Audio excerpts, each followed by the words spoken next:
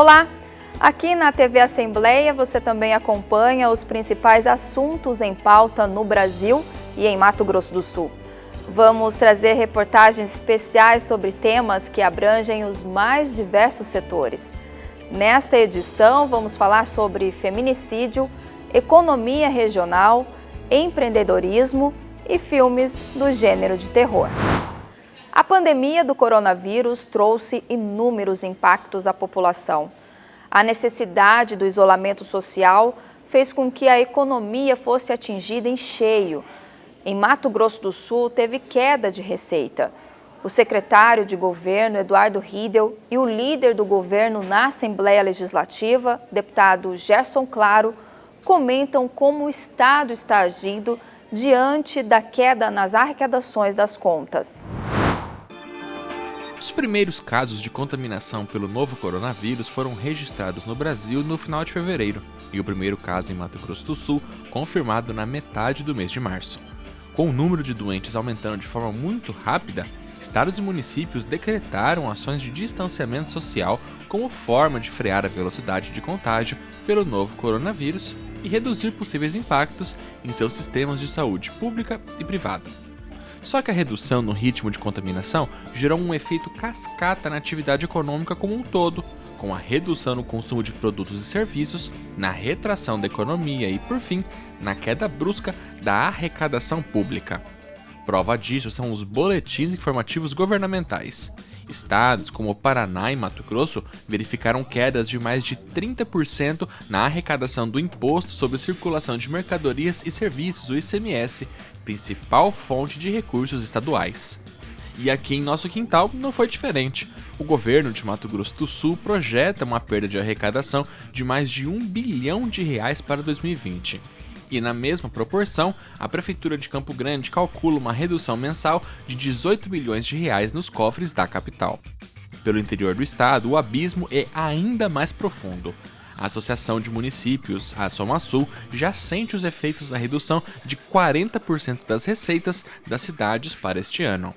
Com o socorro, estados e municípios Brasil afora aguardam um pacote de ajuda de R$125 bilhões do Programa Federal de Enfrentamento ao Coronavírus. O projeto, aprovado pelo Congresso Nacional, aguarda a sanção do presidente da República desde o dia 9 de maio. Do total de verbas federais, cerca de 702 milhões devem ser destinados a Mato Grosso do Sul, com 80 milhões exclusivos para a pasta da saúde e o restante para outras áreas. Para as prefeituras, a expectativa é de que a ajuda federal seja de R$461 milhões, a serem distribuídos para os 79 municípios, sendo 40 milhões somente para a saúde. Nesse momento de incerteza econômica, quais os caminhos para que as contas públicas não acabem na UTI? Secretário, nós observamos aqui a reportagem e foi anunciado e foi publicado no Diário Oficial uma perda de 265 milhões aproximadamente na arrecadação do Estado. E meio de maio também, com certeza, vai acontecer algo parecido, similar ou mais ou menos, o senhor vai dar essa informação. Como que o governo está trabalhando no sentido de manter todos os serviços essenciais que prestam à sociedade com essa defasagem de arrecadação? O efeito dessa pandemia é um efeito devastador na economia. E não é um contra o outro ou versus outro, como o Brasil entrou muitas vezes nessa discussão. É um conjunto e nós temos que enfrentar essa situação de uma maneira integrada. Então, da mesma maneira que o governo tem que ter a responsabilidade de estruturar o sistema de saúde para fazer frente a toda essa demanda que a sociedade vai requisitar, do ponto de vista de internações, médicos, estrutura. Falou-se muito em respiradores, mas esse é um pedacinho da história, né? Tem todo um conjunto de ações para fazer com que esse sistema de saúde esteja preparado. Nós temos que trabalhar um arco de proteção social daqueles mais afetados, os desempregados, os necessitados, que medidas emergenciais tiveram que ser tomadas e ainda são, e olhar a retomada no plano econômico, né? A reativação. Eu sempre digo que o maior programa social que pode existir é o emprego. E para isso a gente tem que criar um ambiente propício ao desenvolvimento. O governo do estado sempre trabalhou de maneira muito equilibrada nessas três frentes. A gente não pode olhar só um lado e deixar de atender questões centrais como essa da retomada econômica. O prejuízo ele está posto, né? É uma causa intrínseca à crise que nós estamos vivendo, prejuízo da sociedade. Isso atinge pessoas, famílias, governos, empresas. Sem dúvida que a ajuda federal sancionada pelo presidente Bolsonaro, ela faz frente em boa parte dessa perda de arrecadação, o que garante, respondendo diretamente à sua pergunta, a manutenção de toda a estrutura de Estado para poder fazer frente a essa situação. Então, os serviços essenciais como educação, saúde, segurança pública, toda a parte de indução do desenvolvimento, ela permanece inalterada. É claro que muitas vezes dentro de uma nova modalidade, até em função do que está colocado pelo coronavírus, das novas práticas de comportamento, da maneira como a gente tem que atuar diante de um público específico. Isso aconteceu e acontece na educação da rede estadual, na educação privada, nas universidades, no próprio serviço público, o quanto que nós antecipamos uma plataforma que já era de governo, de digitalizar boa parte dos nossos serviços, nós conseguimos antecipar pelo menos 3 meses, em função da pandemia, o lançamento desse serviço, o MS Digital. Hoje são mais de 50 serviços no celular, em aplicativos. E tudo isso está fazendo com que a gente tenha um novo modelo, né? E a gente tem que repensar o Estado, e aí entra a Assembleia Legislativa também como uma casa de expressão da sociedade sul-mato-grossense, discutir, debater os assuntos colocados nesse novo momento, para que a gente possa adequar o Estado à realidade dos serviços públicos, à realidade do nosso funcionalismo, para que a gente tenha uma modernização dessa estrutura toda. Eu acho que esse é o grande legado do corona para a nossa sociedade.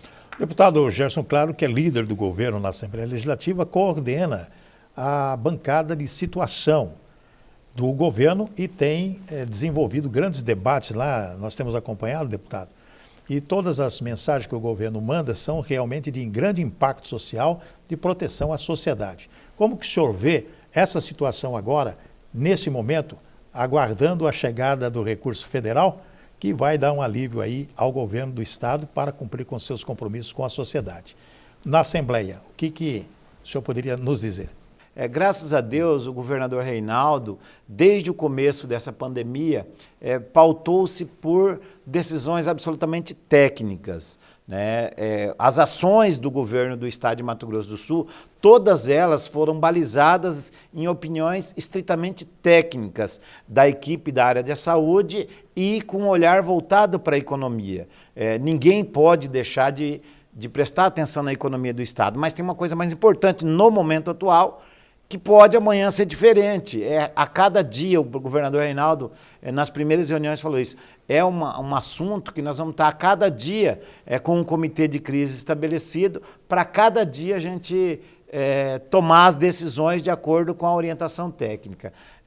A Assembleia vem votando os projetos no que diz respeito a impostos, no que diz respeito às decisões, estados de calamidade, as decisões da saúde, a questão orçamentária, para poder amparar o governo naquilo que precisa ser feito. Nós, no Mato Grosso do Sul, nós não tínhamos que comemorar nada, porque infelizmente tem gente morrendo, tem gente nas filas dos hospitais, mas os números do Mato Grosso do Sul são os melhores números em comparação com os números nacionais, e eu acho que muito disso se deve ao comportamento das administrações, tanto municipal quanto estadual, e o comportamento da população. É a população que pode fazer a diferença nesse momento. Então, se nós tivermos a manutenção deste comportamento, eu penso que nós vamos conseguir superar esse momento que totalmente o momento de cuidar da saúde, cuidar da vida, para poder, num segundo momento, com essa preparação, com esse comportamento, o governo federal podendo fazer a parte dele, que é para isso que existe o governo, né? A gente possa, o Estado, de novo voltar com essas ações, fazer com que o desenvolvimento aconteça e que haja geração de emprego. E que nós continuamos com essa diretriz de diminuir o gasto com o Estado para gastar mais com a população. Acho que essa é a diretriz que nós estamos trabalhando. O governador Reinaldo ele tem conversado muito lá na Assembleia, o presidente Paulo Corrêa conduz a casa com essas balizas que nós estamos trabalhando. Ótimo. Ô, secretário, com essa perda de 250 milhões na arrecadação, qual foi o setor que deixou de contribuir com o Estado? Eu acho que o setor mais afetado foi aquele onde as pessoas deixaram de frequentar, né? Seja o prestador de serviço, e aí nós estamos falando de dezenas de milhares de pequenos negócios, foram os mais afetados. Prestador de serviço do salão de beleza, do restaurante, do bar, do turismo, o hotel, aqueles que estão intrinsecamente relacionados... Né, também? Eventos, né, muito sério. Todos aqueles onde naturalmente tem aglomeração e que o isolamento social, que é o remédio amargo para que se tenha uma menor taxa de contágio, ele afeta diretamente. Então, esses setores são os setores mais prejudicados.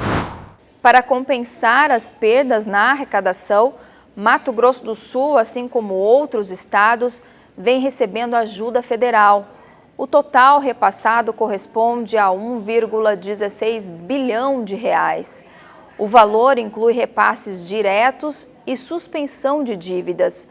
Dos 702 milhões de reais previstos para Mato Grosso do Sul, 80 milhões são exclusivos para a saúde pública e 622 milhões de reais para livre aplicação. Já o valor restante de 461 milhões de reais tem como destino as 79 prefeituras. Alcançar resultados satisfatórios no próprio negócio. Existe segredo? Em tempos de empreendedorismo, o cenário está exigindo muito mais criatividade devido ao isolamento social provocado pelo coronavírus. Fique sabendo se você está apto a se arriscar nessa jornada de mercado competitivo. Empreender é um tema que a gente, inclusive, tem lei que permite isso estar na escola. E quando você vê que esse tema, ele é trabalhado com esse jovem desde cedo, seja na escola, em algumas escolas que já têm atividade, seja em programas como o Internacional da Junior Achievement, como o Sebrae, ele tem hoje uma atuação com algumas escolas com a matéria de empreendedorismo, ou aqueles que têm os pais que trabalham, que de alguma forma estão junto e ajudam, você vê que eles trazem uma forma na atitude de querer fazer diferente, né? Então, assim, a gente tem várias iniciativas de primeiro emprego, de estágio, mas o que eu vejo quando é na linha de inovação, que aí traz muito essa atuação junto do Living Lab, nós temos hoje um jovem querendo atuar em transformar as coisas, então, criar negócios que gerem propósito. Então, assim, a gente tem hoje um trabalho muito ativo em estimular esse jovem a experimentar soluções e formas de que fato resolva e que possa escalonar. Porque o objetivo nosso no Living é ajudar as startups a surgirem. Mas aí a gente também tem um contraponto. Existe uma percepção de que quem está à frente de startups é só jovens. É também, mas não é só jovens, tá? Vou dizer assim, não é o jovem de idade, é o jovem de espírito. É aquela pessoa que arregaça as mangas e vai à frente. Então, não tem só a jovialidade da idade, porque tem mais energia e tudo mais, mas eles estão munidos também de uma experiência que permite aquele conhecimento que ele possui aplicar de uma nova forma mais leve. Forma, inclusive, que a gente tem visto nesse momento de pandemia, no momento em que muitos dos empresários acionam essa forma de ação, vamos dizer assim, de energia, de buscar alternativas para se manter. Porque hoje, todo mundo, de uma certa forma, mudou a sua necessidade, a sua forma de atuação, enquanto empresário, líderes, buscando mais significância das pessoas, engajamento para estar com seu cliente, e alguns no ramo corporativo, de um dia para a noite, teve que ir com uma nova jovialidade, trabalhando no 100% em home office. Então, assim, eu vejo hoje que o jovem de idade, ele inspira, mas hoje a gente está com um monte de iniciativa jovem para o ajuste do momento atual, diante dessa guinada global? Bom, eu queria primeiro deixar um recado para esse jovem. Não deixe de estudar. Estudar é muito importante. Então, tipo assim, eu não vou estudar porque eu vou ganhar dinheiro. Dá para fazer as duas coisas. Então, assim, o estudo, ele é muito necessário. Ele é preciso. Porque as melhores coisas requer que a gente leia. E ler é um hábito do estudo, é um hábito de investigar. Então, a gente precisa desta parte. Então, assim, primeiro, não abandonem os estudos. Mantenha os estudos. Ajuste, busque, então, uma escola, um método que melhor adeque a sua necessidade, se for uma criança, que ele dê melhor resposta. Hoje a gente tem uma diversidade de ensino enorme. Segundo, se tem planos e projeto, busque outros conhecimentos para tocar esse projeto. Existe mecanismo. Dinheiro é importante? Mas ele não é único e não é o dinheiro que vai fazer a diferença de você ter sucesso ou não. E se precisar de dinheiro, a ideia está bem estruturada, existe sim investidores, existe sim vários projetos de subvenção, tem FINEP, BNDES, aqui no estado tem a Fundete com bolsas, com possibilidades de projetos que dê recurso para a fase inicial. Então, assim, não é problema. E se for na linha de sustentabilidade, que ligue as ODS, tem muito recurso internacional. Para isso, você precisa estudar e fazer conexão. Tem que gostar de ler, buscar conteúdo que agregue na internet, porque tem muita coisa disponível. Hoje, nesse momento digital, tem muitos eventos fazendo conexão. Recentemente, 2 finais de semana atrás, teve a Campus Party em 30 países simultaneamente. Então, você teve a possibilidade de conversar com diversas pessoas de outros países e fazer conexões. Então, porque ele tinha uma fase do evento que permitia você fazer troca de cartão. Então, isso é fundamental no momento de start de ideia, aproximar de gente próxima, de gente que tem aquele conteúdo que precisa. Uma triste marca. No primeiro semestre de 2020, já foram registrados 20 casos de feminicídio em Mato Grosso do Sul. Feminicídio é o termo usado para denominar assassinatos de mulheres cometidos em razão do gênero, ou seja, quando a vítima é morta por ser mulher. A partir do momento que existe o caso da violência doméstica, existe essa vontade de fazer uma denúncia, a partir de quando isso vira uma medida protetiva, como é que essa mulher ela pode, em busca de uma medida protetiva, ela busca primeiro quem? Normalmente ela busca primeiro a delegacia de atendimento à mulher, nas cidades em que há delegacia de atendimento à mulher, ou a delegacia diária nas demais cidades. Ela noticia o fato criminoso, o delegado ou delegada irá atender essa mulher, tipificar o crime que ela está noticiando, registrar o boletim de ocorrência e aí explicar para ela quais são as medidas protetivas, dentre aquelas previstas em lei, que ela pode solicitar ao Poder Judiciário. Cabe ao delegado de polícia fazer esse encaminhamento nas cidades que têm comarca, porque houve uma alteração na legislação e nas cidades em que não há a comarca, o próprio delegado pode analisar, apreciar esse pedido de medidas protetivas. Então, a pergunta é quando a mulher pode? Assim que ela se sentir em qualquer situação, ou que ela se reconheça num relacionamento abusivo que seja, é importantíssimo que ela procure pela delegacia mais próxima, ainda que seja apenas para receber orientação. Porque algumas mulheres procuram a delegacia para saber se elas de fato estão no relacionamento abusivo. E para a gente que trabalha com isso diariamente, é muito mais fácil reconhecer quando há a existência do crime, orientar essa mulher para que ela faça o registro do boletim de ocorrência e já encaminhar esse pedido de medidas protetivas o quanto antes ao Poder Judiciário, nos casos de comarca na cidade, e nos casos em que não há comarca, para que o delegado ou delegada possa apreciar imediatamente aquele pedido. Olha, essa é uma questão super importante, porque às vezes a mulher ela fica com medo, né, de entrar com pedido de medida protetiva, porque no relacionamento a abusividade ela é verbal, mas nesse caso, vamos supor, não precisa chegar na violência, nas vias de fato, para pedir uma medida protetiva. É muito importante que a mulher procure logo no início, porque a gente fala em escalada da violência. O feminicídio é a pior delas, é o ápice. Mas essa mulher que foi vítima de feminicídio, ela já sofreu todos os tipos de violência. Primeiro ela foi injuriada, ela foi maltratada psicologicamente, né? E aí foi por uma ameaça, foi por uma lesão, e foi numa crescente. Então é importante que, no primeiro momento, essa vítima acesse o sistema de justiça, procure ajuda, porque nós temos dados estatísticos no sentido de que a maioria das vítimas de feminicídio nunca procuraram a polícia. Nós não as conhecíamos, nem a Polícia Civil e nem o Judiciário. E a gente tem também levantamentos que, em média, 80% nunca acessou o sistema de justiça. E as que acessaram e foram vítimas de feminicídio, esses outros 20%, haviam invariavelmente retirado a medida protetiva.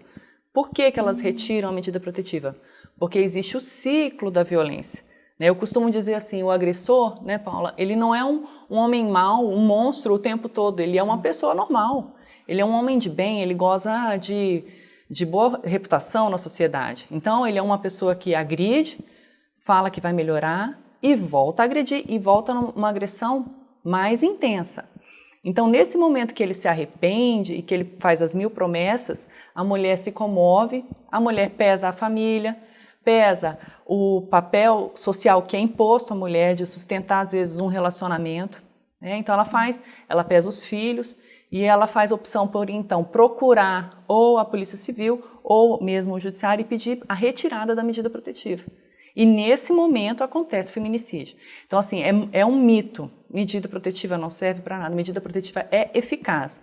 Nós salvamos vidas com medidas protetivas. Não é verdade? Sim, com certeza. Até uma dúvida geral, eu acredito. Nós tivemos alguns casos, infelizmente, estou até com um dado na mão, até o dia 19 de maio de 2020, 15 feminicídios no estado de Mato Grosso do Sul. E teve um que chamou muita atenção em Campo Grande, que foi o caso do guarda municipal, que acabou assassinando a ex-companheira, que tinha uma medida protetiva, mas excluindo esse caso isolado que chamou a atenção, que teve assim, um apelo do poder público e até também da opinião pública, quando uma mulher tem uma medida protetiva ou pede uma medida protetiva, ela já tem uma validade imediata? De que forma vocês, que essa rede pode contribuir com uma mulher que tem a medida protetiva, mas está com medo do ex-companheiro, né, de realmente ser vítima de feminicídio? No primeiro descumprimento, ela deve procurar a delegacia da mulher, no caso aqui de Campo Grande, a Casa da Mulher Brasileira, e noticiar para as autoridades que houve esse descumprimento. Eu acho importante complementar nesse ponto a seguinte situação. O agressor, quando ele pratica o ato de violência, ele já está demonstrando desrespeito à mulher como sujeito de direito. Ele está exercendo machismo, está demonstrando machismo, está demonstrando o sentimento de posse em relação a essa mulher.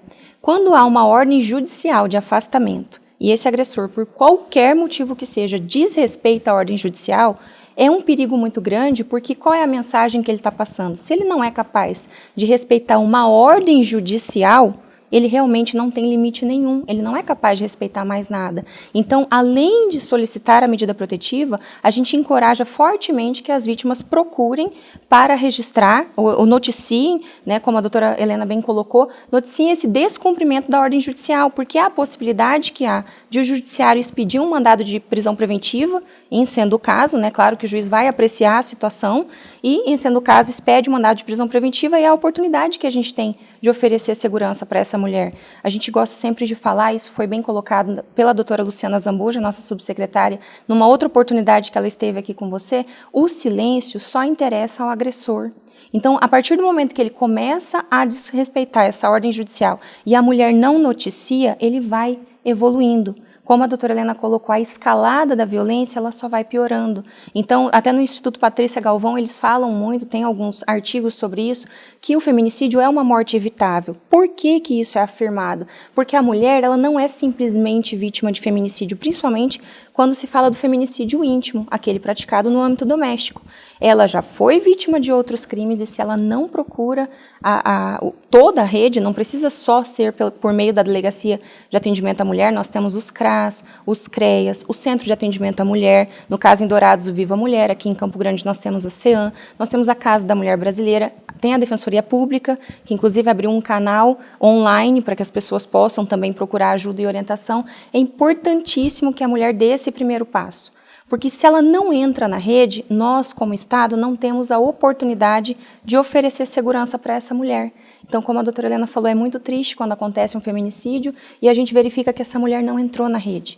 Ela não teve a chance de sair do ciclo de violência, que para a gente que trabalha com isso é tão claro, mas ainda precisa ser debatido para que as mulheres não sejam julgadas, inclusive quando elas reatam o relacionamento, porque existe um porquê.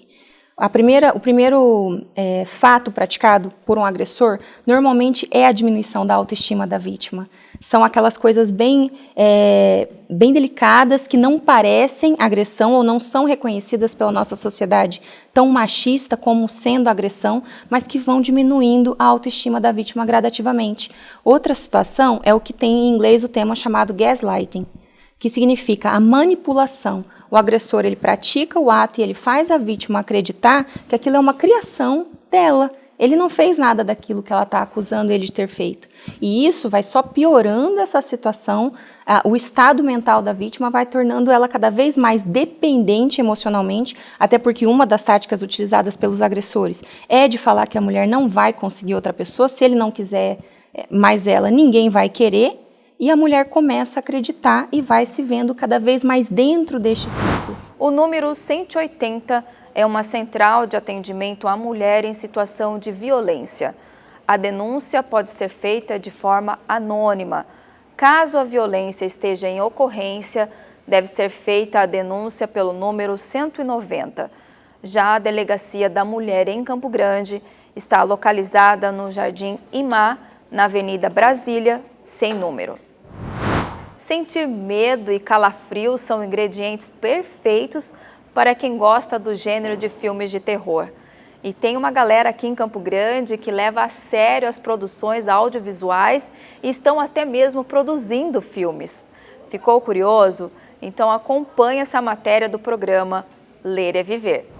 Você é formada pela UFMS em Artes Visuais e o seu projeto de conclusão de curso foi um curta de terror chamado Zumbis do Espaço de Lá, que eu inclusive tive a honra de participar como um dos zumbis, né?